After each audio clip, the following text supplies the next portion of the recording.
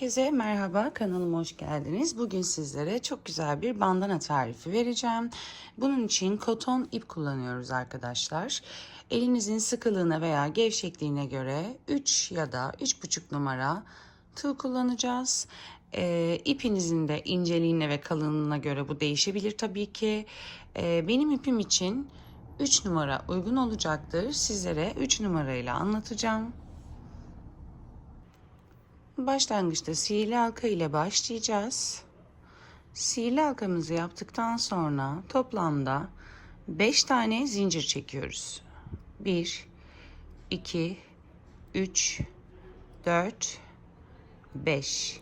5 zincir çektikten sonra ipimizi tığımıza doladıktan sonra sihirli halkamı biraz küçültüyorum. Sihirli halkamın içerisine toplamda 3 tane ikili trabzan yapıyorum. 1, 2 ve 3. 5 zincir. 5 zincirden sonra sihirli halkamın içerisine toplamda 3 tane ikili trabzan yapıyorum. 3 ikili trabzandan sonra 2 zincir çekiyorum.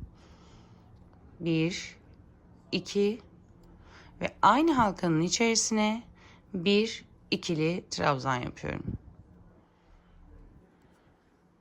Bu noktada ipimi sıkılıyorum. Sihirli halkamın kısa ucunu çekip sıkılabildiğimiz kadar sıkılıyoruz. Bu noktada toplamda 1, 2, 3 zincir çekip hemen örgümüzü tersine çeviriyorum. Bakın, bu başta çekmiş olduğumuz 3 zincirler bizim trabzanımızı belli ediyor. Yani bu bizim yalancı çakma trabzanımız olacaktır. Araya 1, 2 zincir çekiyorum. Yani köşelerde toplamda 5 zincir çekiyoruz. Şimdi boşlukların içerisine 1, 2 ikili trabzan yapıyoruz. Bu ortada yapmış olduğumuz 3 trabzanın tepe boşluğuna batarak 1, 2,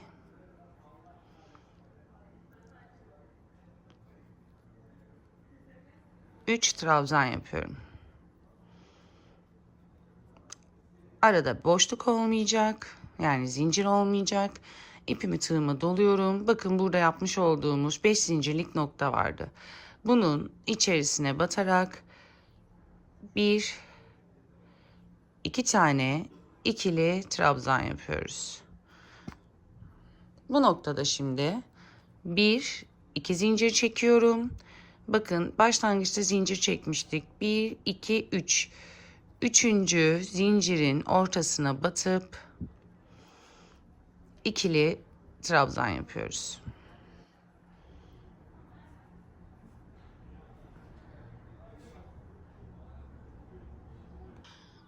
Şimdi diğer sıraya geçiyoruz. 1, 2, 3, 4, 5 zincir çekiyorum. Örgümü döndürüyorum. Boşluklara 2 tane ikili trabzan yapıyorum. 1, 2. Hemen yanındaki trabzanın tepe noktasına batıp ikili trabzan yapıyorum. Yanındaki trabzanın tepe noktasına batıp ikili trabzan yapıyorum. Boşluğa 2 trabzan yaptıktan sonra 2 trabzan boşluğuna 2 trabzan yapıyorum. Ortaya geliyoruz arkadaşlar. 1, 2, 3, 4 zincir çekiyorum. 4 zincir çektikten sonra bakın, boşluğun hemen 1, 2, bir önceki sırasındaki aynı başta olduğu gibi 2 trabzanın tepe noktasına boşluktan bir önceki 2 trabzanın tepe noktasına batıp ikili trabzan yapıyorum. Bu noktada hemen boşluğa geliyorum. Aynı başta olduğu gibi 1, 2 trabzan yapıyorum. 2 zincir çekiyorum ve ilk yapmış olduğum sondaki 1, 2, 3, 5 zincirlik yerin bakın 3. zincirine 1, 2, 3. 3. zincirin içerisine tam ortasına bir ikili trabzan yapıyorum.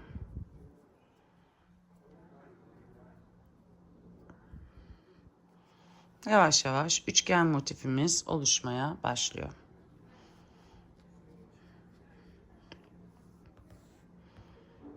Şimdi hemen tekrar 1, 2, 3, 4, 5 zincir çekiyorum.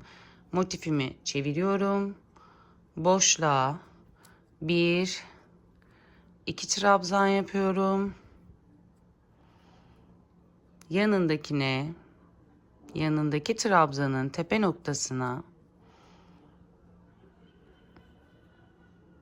bir ikili trabzan yapıyorum. Şimdi bu noktada 1, 2, 3, 4, 5 zincir çekiyorum. Bak 5 zincir çektikten sonra burada ortada 4 zincir çekip boşluk yaptığımız noktaya batıyorum. İlmek çıkartıyorum ve kaydırma yapıyorum arkadaşlar bu noktada. Kaydırma yaptıktan sonra tekrar 1, 2, 3, 4, 5 zincir çekiyorum. Aynı başta yapmış olduğumuz gibi sondaki trabzanın tepe noktasına batıyorum. İkili trabzan yapıyorum. Boşluğa geliyorum. 2 tane ikili trabzan yapıyorum. 2 zincir çekiyorum. 1, 2, 3. Üçüncü zincirin tepe noktasına batıp bir adet ikili trabzan yapıyorum.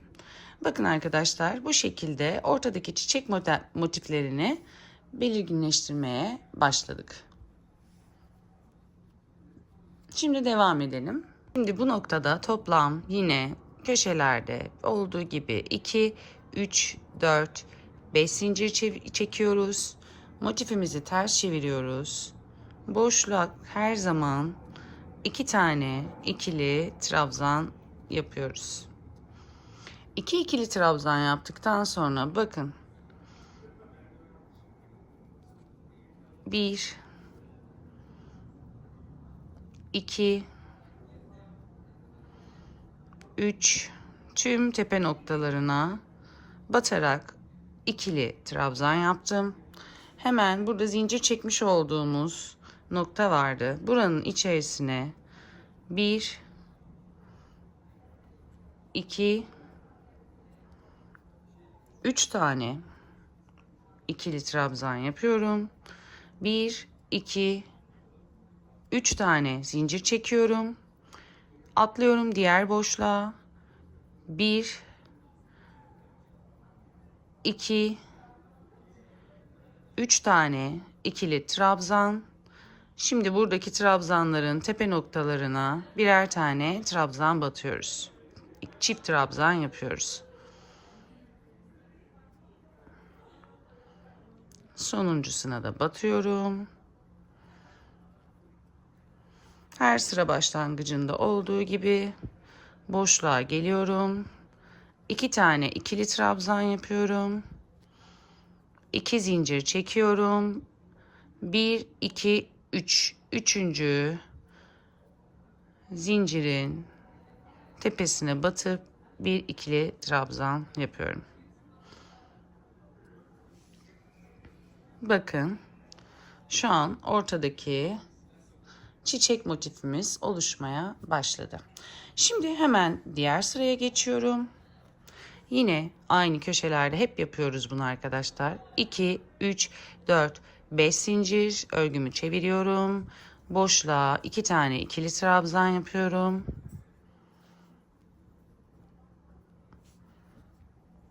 Şimdi bu noktada arkadaşlar tüm trabzan tepelerine birer tane trabzan yapacağız.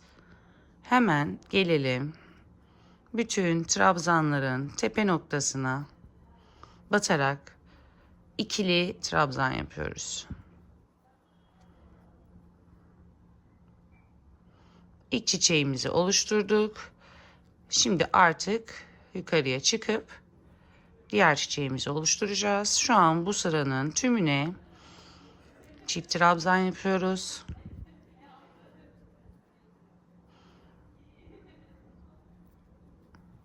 tepe noktalarının hepsine battım. Ortaya geldik. Ortadaki 3 zincir çekmiş olduğumuz boşluğa da 1, 2, 3 tane ikili trabzan yapıyoruz. Yine sıra sonuna kadar tüm trabzanların tepe noktalarına birer tane trabzan yapıyoruz. Sonuncu trabzanımın tepesine batıyorum. Boşluğa batıyorum. 2 tane. Boşluklara hep ikili, yani 2 trabzan yapıyoruz arkadaşlar. 2 trabzan yaptıktan sonra 2 zincir çekip 1, 2, 3. zincirin içerisine batıp ikili trabzan yapıyoruz. 1, 2, 3, 4, 5 zincir çekiyoruz. Modelimi döndürüyorum. Bakın çiçek modeli çıktı. Şimdi 5 zincir çekip döndürdükten sonra hemen yine aynı diğer sıralarda yaptığımız gibi boşluklara 2 tane ikili trabzan yapıyoruz. Hemen yanındaki ilk trabzanın, boşluktan sonraki ilk trabzanın içerisine bir, yanındakine ikinci trabzanımı yapıyorum. Yani boşluğa battıktan sonra 1, 2 trabzanı yapıp 4 zincir çekiyorum. 1, 2, 3, 4. Diğer çiçeği yapacağız bu noktada arkadaşlar. 4 zincir çektikten sonra 3 tane, 1, 2, 3 tane trabzanı atlıyorum. Ve hemen 1, 2, 3, dördüncüsünün tepe noktasına batıp ikili trabzan yapıyorum. Yanındakine batıp ikili trabzan yapıyorum. Yanındakine batıp ikili trabzan yapıyorum. Yanındakine batıp ikili trabzan yapıyorum. Bu şekilde sıra sonunda bakın 3, 4, 5. 5 tane sık iğne kalana kadar, pardon 5 tane trabzan kalana kadar sıra sonuna kadar devam ediyorum.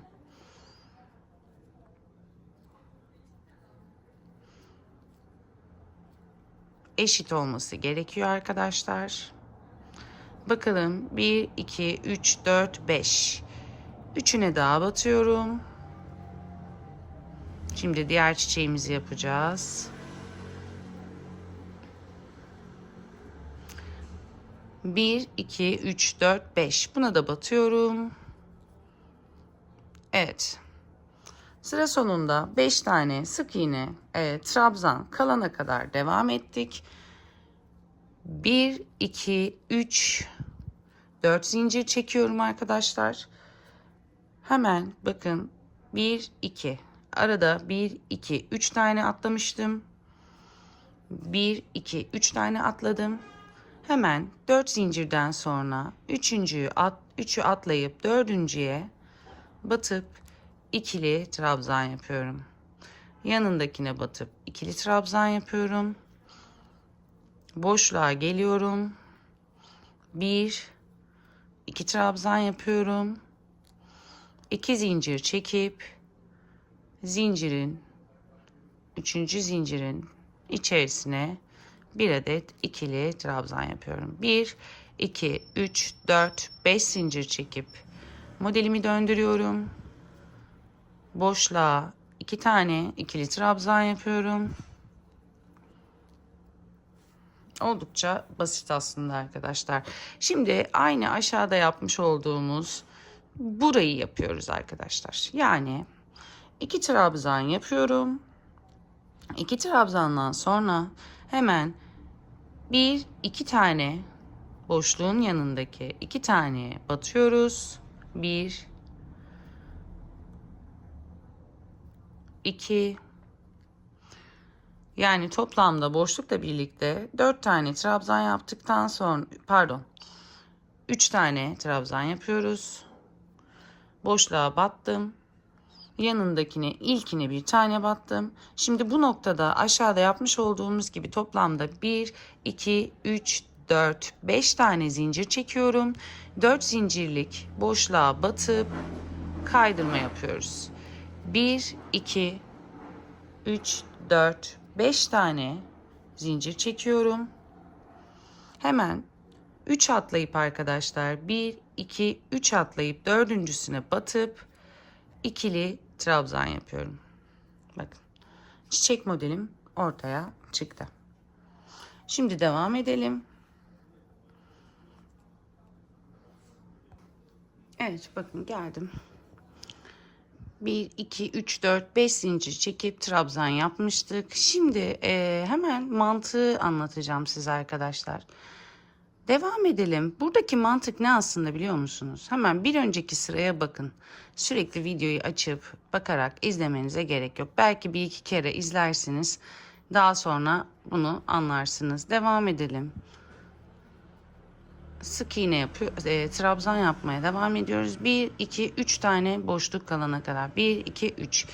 Bir trabzan daha yapıyorum. Şimdi bu noktada 1, 2, 3, 4, 5 tane zincir çekiyorum.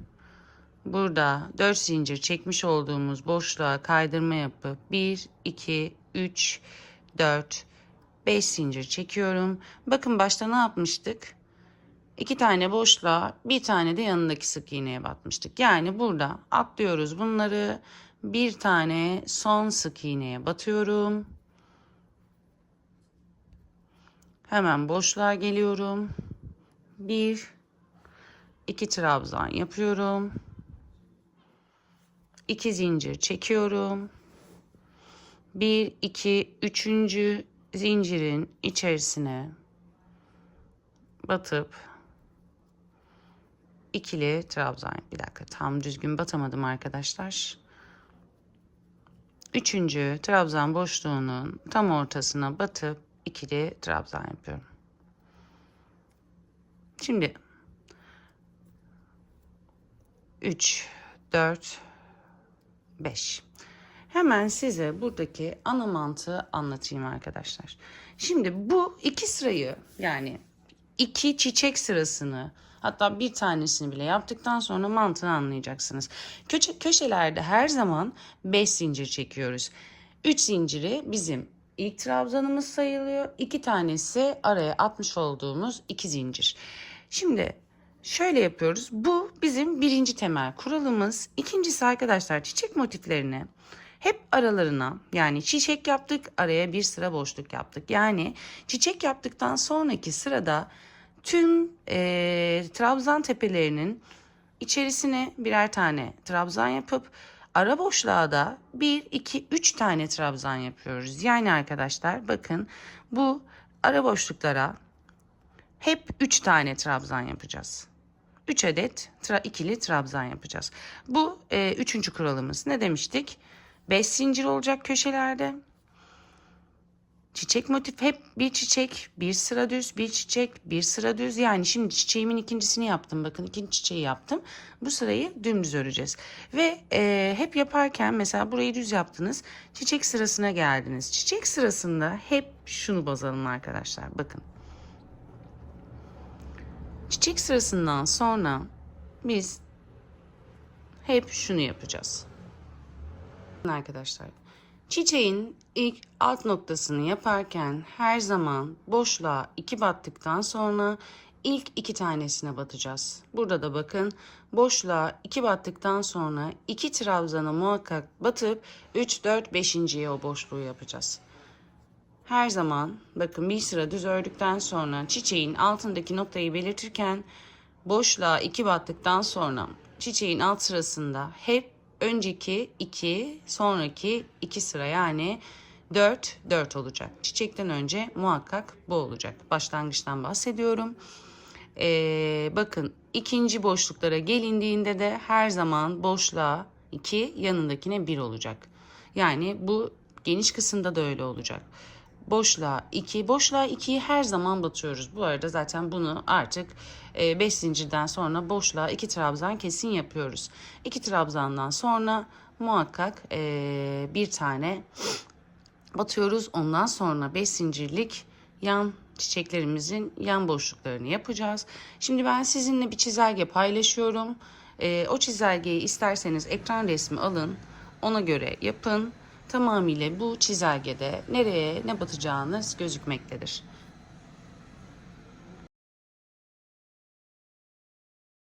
Evet, bir üst sıraya geçtim. 5 zincirden sonra, hatta baştan yapalım bunu beraber. Her köşede bu bir kural arkadaşlar.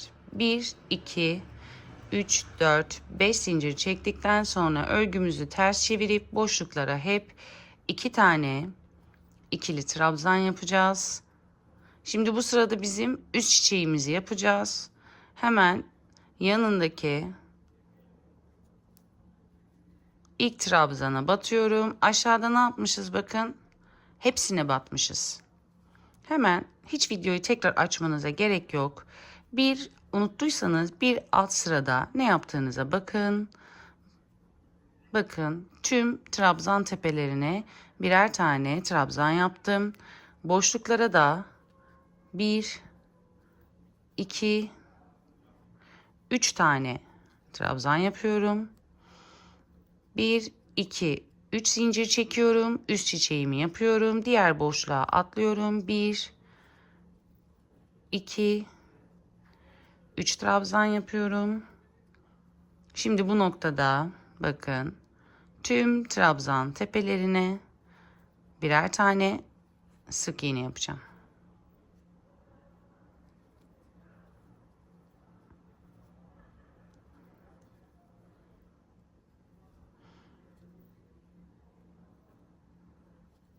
Aslında attığım çizelgenin ekran resmini çekerseniz o çizelgeye bakarak yapabilirsiniz. Son trabzana da bakın batıyorum. Bir trabzan yapıyorum. Boşluğa geldim arkadaşlar. Boşlukta ne yapıyorduk? 1, 2, 3 tane trabzan yapıyorduk. Çiçeğimin üstünü yapacağım. 1, 2, 3 tane zincir çekip diğer boşluğa atlayıp 1, 2, 3 tane trabzan yapıyorum. Bakın ne yapmıştık başta? Hepsine batmışız. Şimdi aynı şekilde burada da 1,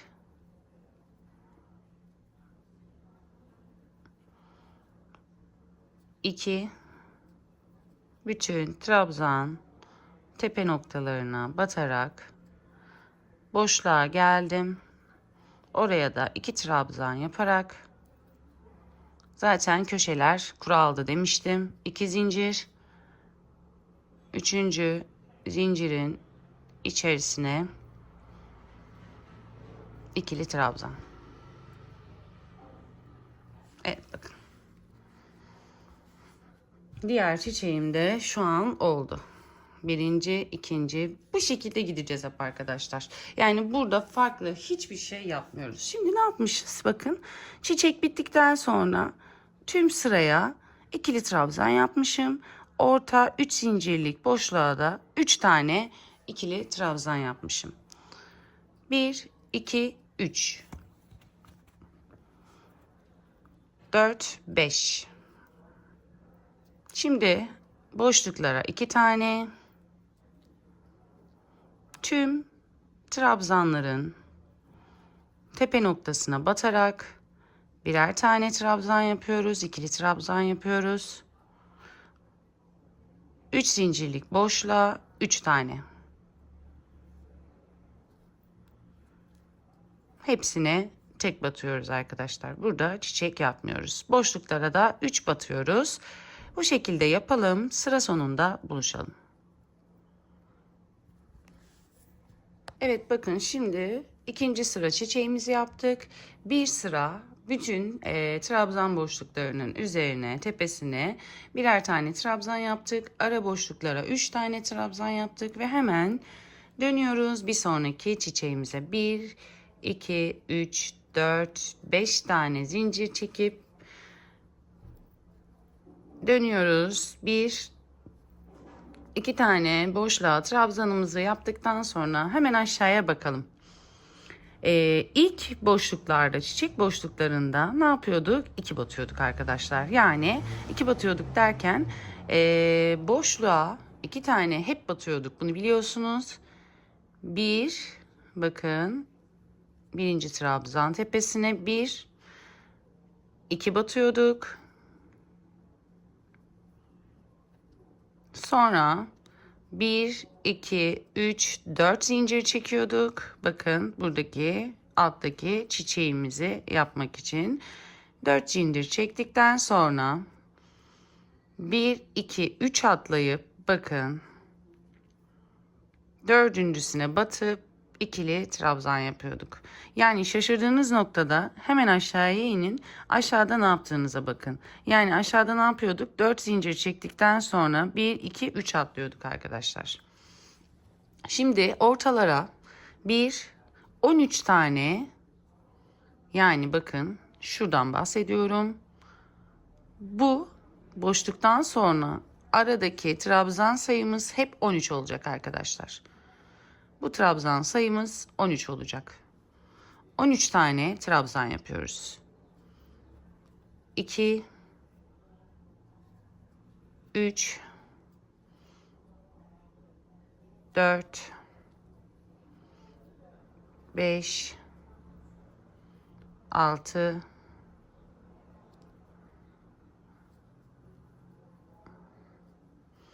7, 8, 9, 10, 11, 12 ve 13. 13 tane ikili trabzan yaptıktan sonra şimdi bakın hemen bir çiçek daha yapacağız. 1, 2, 3, 4 zincir. 1, 2, 3 atlıyoruz. Dördüncüsüne batıyoruz. 13 tane daha ikili trabzan yapıyoruz. 2, 3, 4, 5, 6, 7, 8, 9, 10, 11, 12 ve 13. Evet, 13 tane trabzanı da buraya yaptıktan sonra 1, 2, 3, 4 tane zincir çekiyorum. 1, 2, 3 atlıyorum. Aynı başta yaptığımız gibi 1, 2 trabzanın tepesine batıp boşluğa da 1, 2 trabzan, 2 boşluk, 2 zincir, yani 1, 2, 3. Üçüncünün tepe noktasına batıyorum. Bir trabzan yapıyorum. Yani hani size kural dediğim noktalar köşe 5 zincirler, boşluklara 2 trabzanlar. Bakın 1, 2, 3. 3 tane oldu şu an çiçeğimizin alt kısmı. Ne diyorduk? Unuttuğunuz zaman alt kısımda bakın ne yapıyordum ben? 2 tane boşluğa trabzan yaptıktan sonra ilk ikisine batıp 4 zincir yapıyorduk. Burada hep bu şekilde olacak. İlk ikisine batıp 4 zincir yapıyoruz. Ara boşluklarımız her zaman çiçekleri yaptıktan sonra 13 trabzan olacak. Şimdi ikinci sırada da yine bir kural dediğim çiçeğimizin üstü 1, 2, 3, 4, 5 zincir çekiyorum. Modelimi döndürüyorum. Bakın boşluğa 2 tane 1, ikili trabzan yapıyorum. Tam ortaya geldiğimizde, yani çiçeklerimizin ortasını yapacağımızda ilkine batıyorum arkadaşlar, bakın. İlk trabzanın tepe noktasına batıp 3 tane burada bırakıyorum. Zaten aşağıda da öyle yapmıştık. İlkine batıp 3 tane bırakmıştık. Bakın 1, 2, 3 tane bırakıp zincir çekmeye başlamıştık. Döndürdüğümüzde bu noktada iki boşluğa 2 tane, hemen bir sık iğneye batıyoruz. Yani 1 2 3 tane olacak. 1 2 3 4 5 zincir. 4 zincirlik ortaya batıp ilmek kaydırıyorum. 1 2 3 4 5 zincir. Bakın burada 3 atlayacağım. Dördüncüye batacağım. 1 2 3. 3 atladım. Dördüncüye batıp 1 2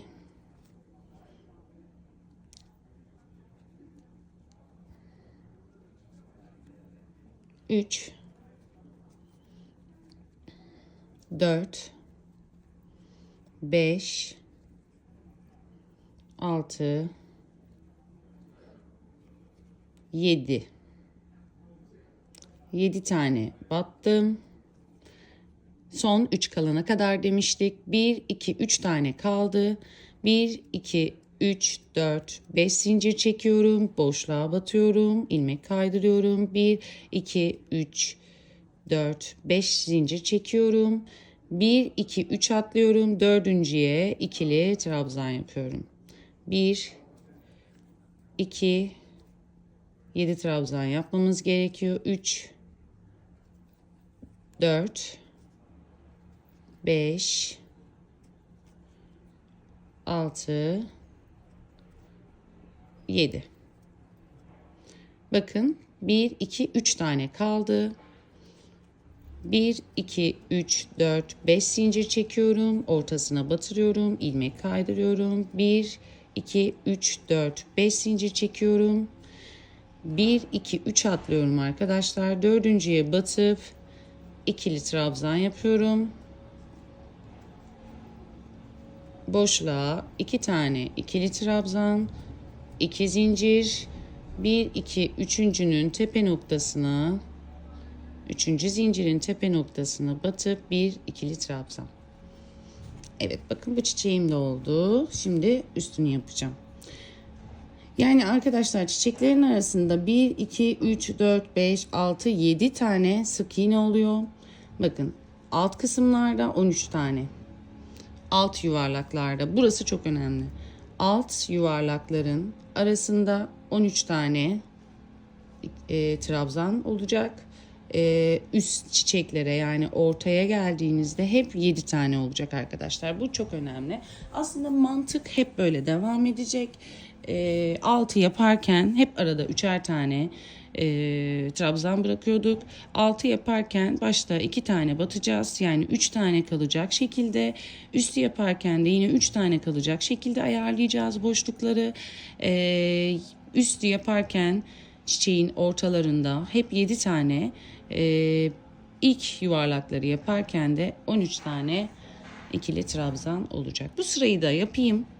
Bu üst sırayı da beraber yapalım. Sonra artık videonun devamını size bırakıyorum. 1, 2, 3, 4, 5 tane zincir çekiyorum. Örgümü ters çeviriyorum.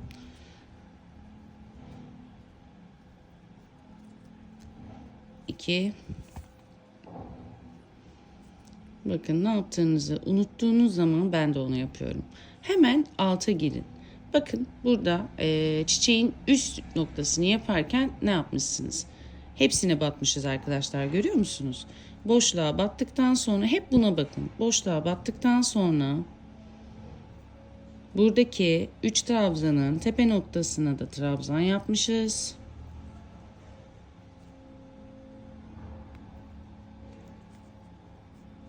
Bakın ne demiştik? 5 zincirlik noktaya 1 2 3 tane trabzan, 1 2 3 tane zincir.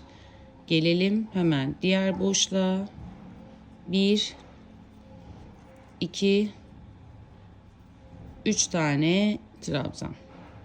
Devam ediyorum. 1 2 3 4 5 6 7. 7 trabzan vardı. 7'sinin de tepe noktasına batıyoruz arkadaşlar.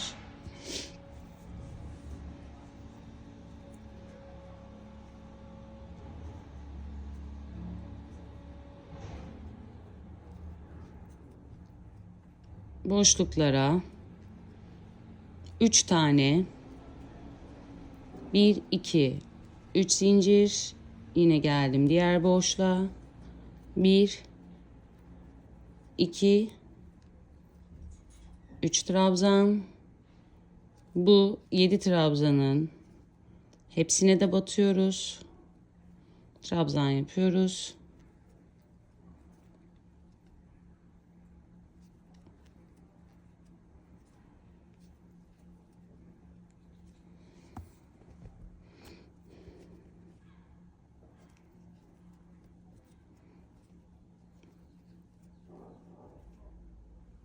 Hepsine battım.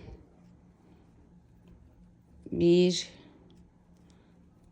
2 3 tane boşluğa trabzan, 1 2 3 zincir, diğer boşluğa atlıyorum. 1 2 3 trabzan. Hemen geldim yan taraftaki trabzan tepelerinin hepsine batıyorum.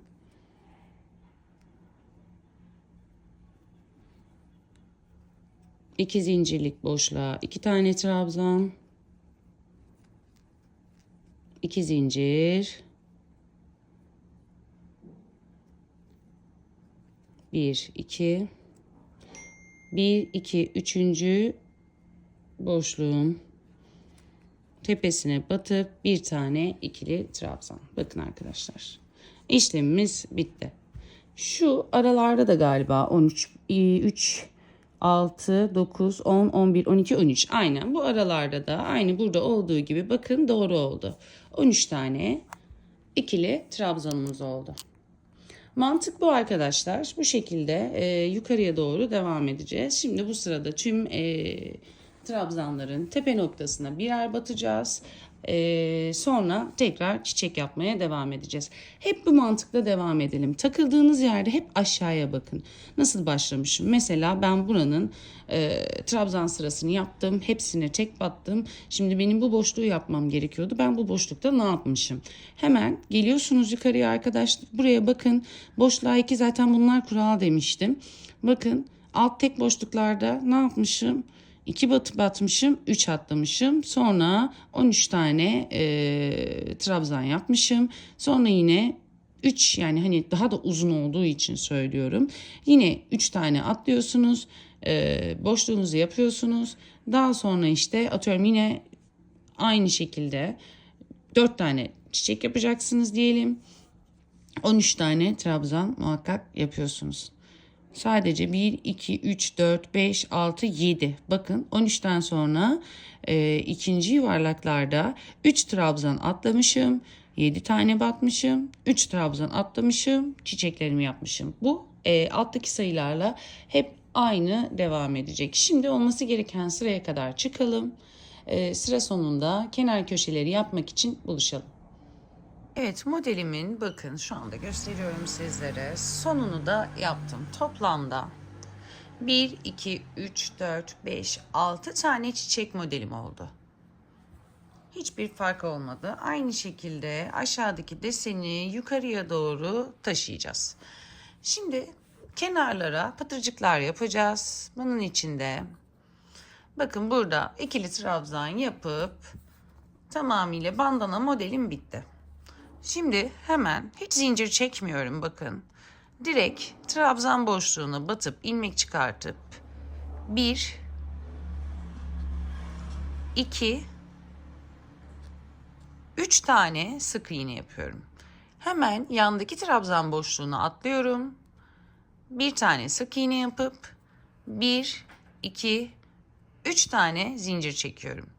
Bakın burada sık iğnenin tepe boşluğuna batıp bir de hemen başak görünümlü sık iğnenin yan modeline batıp ilmek çıkartıp diğer ilmeğimden kaydırıyorum. Aynı boşluğa 1 2 sık iğne daha yapıyorum. Hemen yan boşluğa atlıyorum. 1, bakın şurada şu şekilde minik minik pıtırcıklar yapıyoruz, tomurcuklar yapıyoruz. Bir tane sık iğne yaptım. 1, 2, 3 tane zincir çektim. Bakın tam bu noktalara, tepe noktası ve yan kısmı batıyorum. İlmek çıkartıyorum. Diğer ilmeğimden geçiriyorum.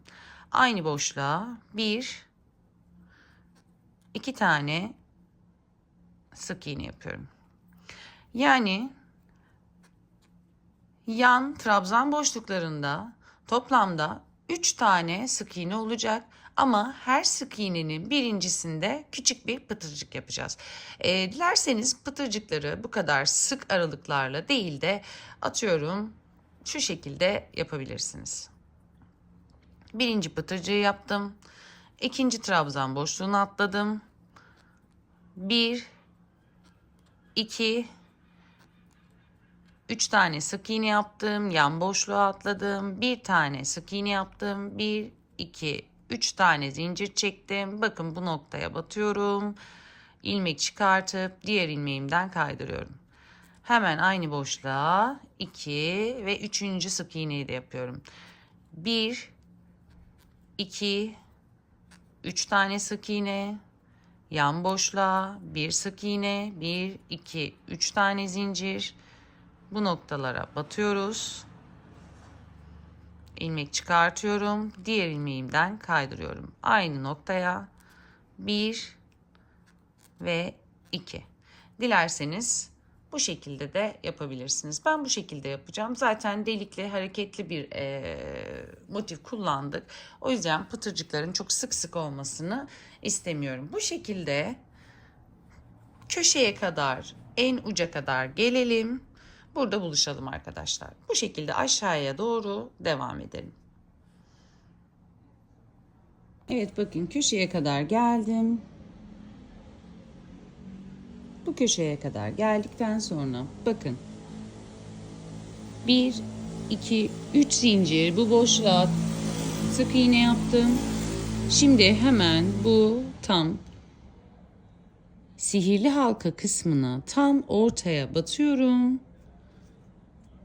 Bir sık iğne yapıyorum. 1, 2, 3 zincir çekiyorum.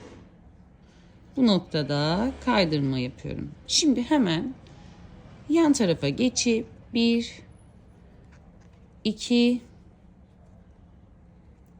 3 zincir, 3 sık iğne yapıyorum. Bakın eşit oldular. Hemen 1, 2, 3 sık iğne yapıyorum. Üçüncüsüne 1, 2, 3 tane zincir çekip kaydırma işlemi yapıyorum. Diğer tarafta birincisine yapmıştık.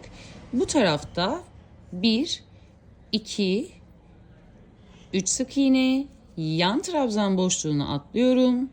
1, 2, 3 sık iğne, 1, 2, 3 zincir çekiyorum. Kaydırma işlemimi yapıyorum. Burada da üçüncüsüne yapıyoruz arkadaşlar. 1, 2, 3, 1, 2, 3. Buraya hemen bir pıtırcık yapıyoruz. Kaydırdım. Bu şekilde devam ediyoruz. Bir de sizlere şöyle bir şey söylemek istiyorum. Bunu atladım, söylemeyi unuttum sizlere. Bakın arkadaşlar, ben ne yapıyorduk? En son çiçeğimizden sonra bir sıra hepsinin kenarına trabzan geçiyorduk. Ben bunu yapmadım çünkü benim baş çevre, ben kullanacağım bunu ve benim baş çevreme göre bu, bir de ütü yapılacağına yeterli oldu. Eğer buraya da bir trabzan sırası daha yapsaydım çok geniş olacaktı. Arkadan bağladığımda bunlar üst üste gelecekti. Güzel bir görüntü olmayıp büyük olacaktı. O yüzden ben burayı bu şekilde bıraktım ve devam ettim. Siz baş çevrenize göre ölçersiniz. Eğer sizin de baş çevrenize ölçtüğünüzde burası şöyle sıkı sıkı oluyorsa Burada kesin ama olmuyorsa gayet normal olduysa, çünkü bazı koton ipler kalın olabiliyor. Benim kullanmış olduğum ince bir koton ip. Siz de buraya sık iğne sırası yapmayın. Çünkü bu pıtırcıklardan sonra buralara bağlama iplerini yaparken buradan bir sıra sık iğne geçeceğiz. Bu sebeple ben sadece bir sıra sık iğne geçeceğim buradan. Bilginiz olsun. Şimdi sıra sonuna kadar devam edelim pıtırcıkları yapmaya. Daha sonra sıra sonunda bağlama iplerini beraber yapalım. Sıra sonuna kadar pıtırcıklarımı yaptım. Son boşluğa da 3 sık iğne yaptım. Zincir çekmiyorum. Bakın bu şekilde bıraktım. Şimdi sap kısmını yapacağız. Bunun için 60 zincir çekeceğiz arkadaşlar. Çok sıkı çekmeyin. Çünkü zinciri bitirmeden, kesmeden geri dönerken kaydırma işlemi yapacağız. Çok zor kaydırmamanız için elinizi hafif gevşek bırakarak 3, 4, 5, hafif gevşek, 6, 7, 8, 9, 10, 11, 12, 13, 14, 15. Bu şekilde toplamda 60 tane zincir çekeceğiz. 60 zincire ulaştım. 60 zincir çektikten sonra arkadaşlar bakın sadece kaydırma yapıyoruz.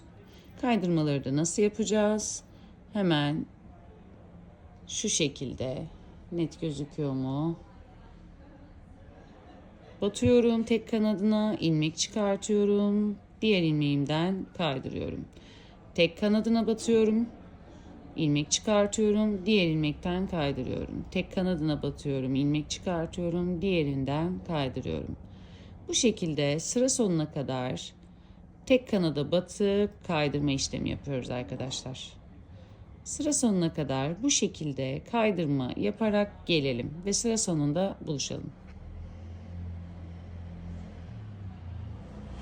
Evet, bakın son kaydırmamı da yaptım. Şimdi size demiştim ya, kaydırma yaptıktan sonra sık iğne yapacağım için ben trabzan köşesi yapmadım. Şimdi hemen boşluğun içerisine batıyorum, sık iğne yapıyorum. Bakın 2 tane zincir vardı burada. Bu boşluğa 2 tane sık iğne yapıyorum. Şimdi tüm trabzan noktalarının tepesine birer tane sık iğne yapıyoruz. Bunu demek istedim. Benim kafa ölçüme yeterli olduğu için son sırayı ikili trabzan yapmadım ve sık iğne şeklinde devam ettiriyorum. Boşluklara da aynı trabzan sırasında yapmış olduğumuz gibi 1, 2, 3 tane sık iğne yapıyorum. Şimdi bu şekilde bakın sıra sonuna kadar trabzan boşluklarının üzerine birer tane sık iğne yaparak gelelim. Sıra sonunda da aynı burada yapmış olduğumuz işlemi burada yapıp 60 zincir çekip sonra geriye doğru gelip kaydırma yaparak gelip burada bitirelim. Tadam! Bitti. Buyurun arkadaşlar. Çok güzel bir yazlık bandana oldu. Çok çıtı pıtı, çok şirin duran harika bir model. Bu modeli yapmamı isteyen bir arkadaşım vardı. Özellikle bana attı. Bunu muhakkak yapın. Çok istiyorum dedi ve paylaştım. Umarım hepiniz beğenmişsinizdir. Bir sonraki videoda görüşmek üzere. Şimdiden hoşça kalın.